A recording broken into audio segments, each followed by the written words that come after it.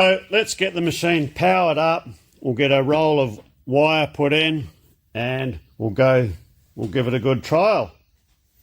One thing I forgot to mention earlier, it is a very lightweight machine, 6.9 kilograms, and I pick it up with one finger, no problem whatsoever. And it is a synergic machine, so it has set parameters. Let's get it powered up and we'll zoom you in.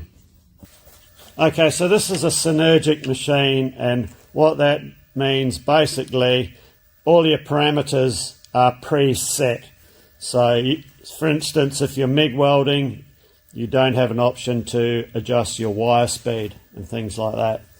So let's get it turned on and we'll run through.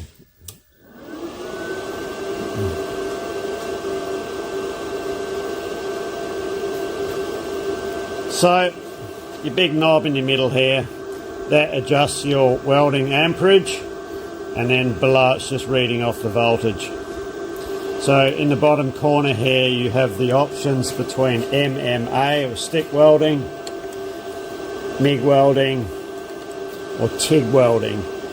So we'll go to stick welding, and yeah, so we just have our basic voltage adjustment here as per normal.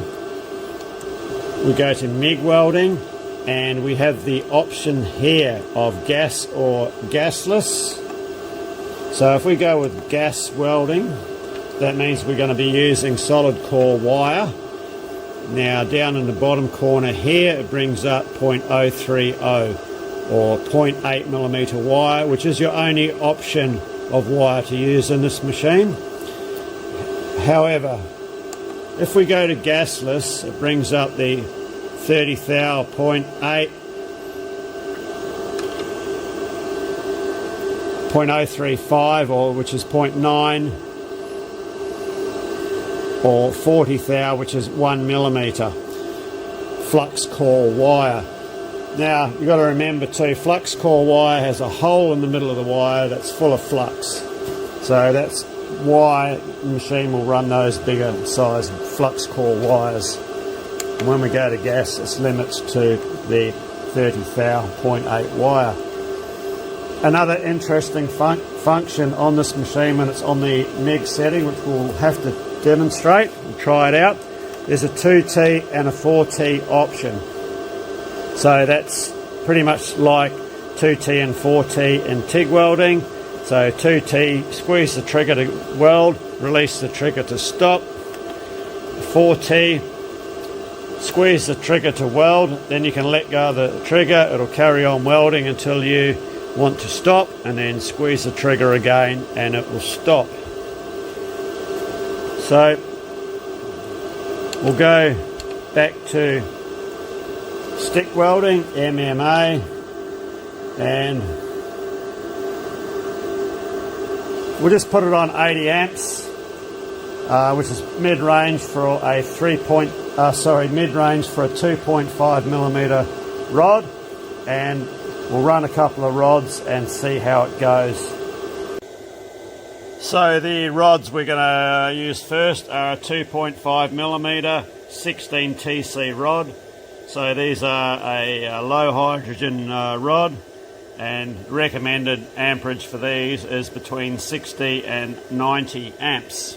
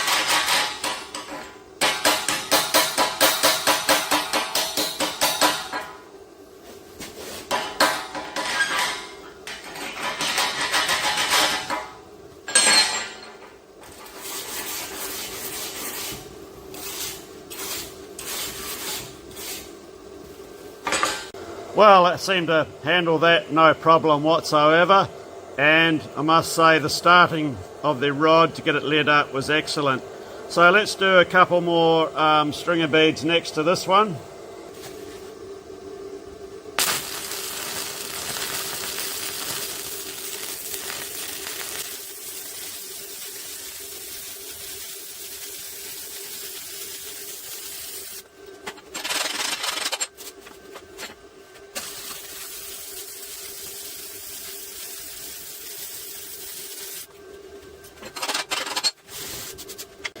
Okay, well it handled that fine, no problem whatsoever. So, one thing I did find,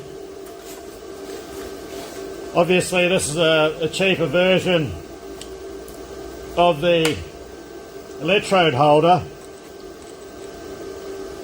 It's a little bit wishy-washy in the positioning. If you want it like that, it's fine. If you want it like that, it's fine.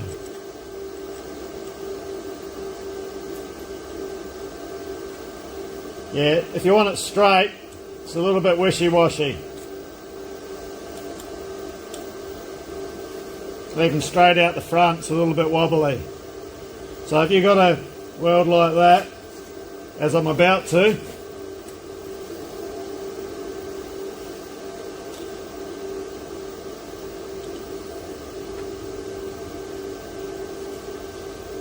I mean, it'll get the job done, but it's not ideal. It's a budget handpiece.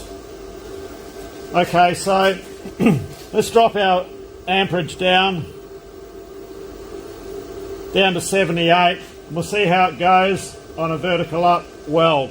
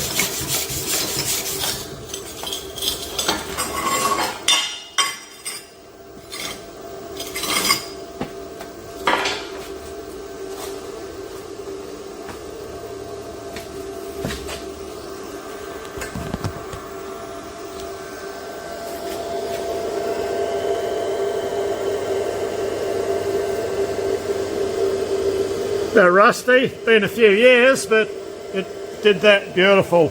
One thing I will say about this welder, for starting those 16TC rods, which are a low hydrogen rod, this is probably the easiest electrode starts in that class of rod that I can remember doing. My normal welders will not start those rods that easy. It was a pleasure to weld with. So let's go for the bigger rods and we'll see if we can pop its cherry. We'll test out its duty cycle.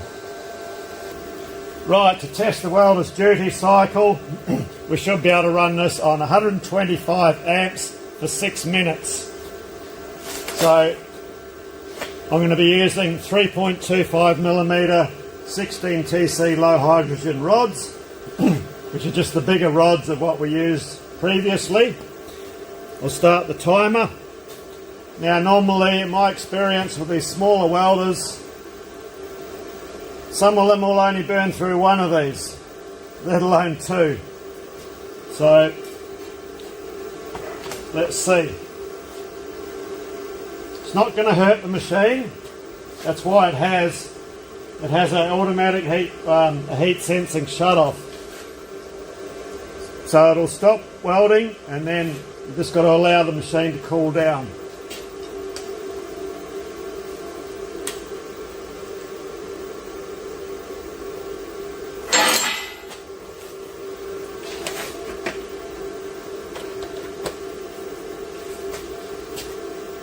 Okay, start the timer.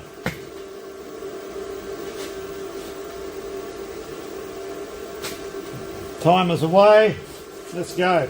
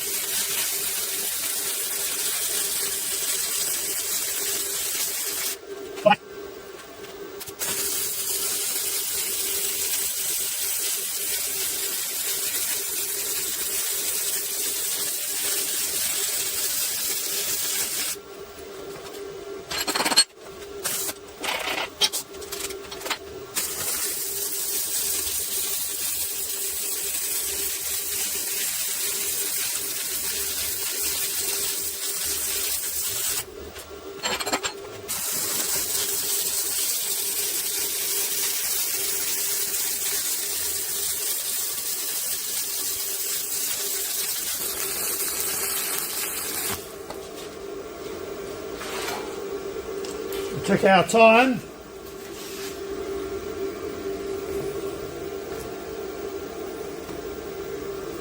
Well, we're over 6 minutes, so it's outperformed its rated, or its advertised rating.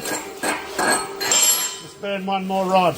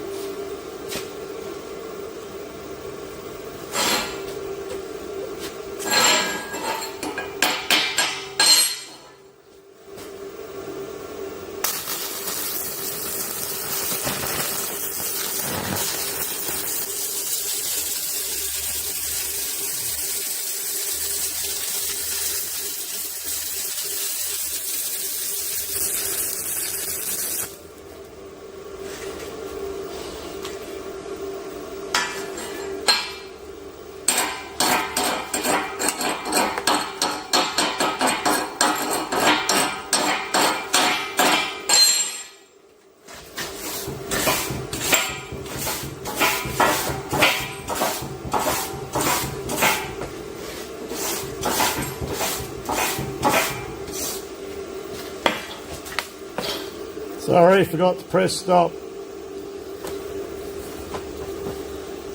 Well, that's reading 9 minutes, 12.73 seconds. So we'll call that 9 minutes. I'm going to stop there because that's well beyond its advertised 60% duty cycle.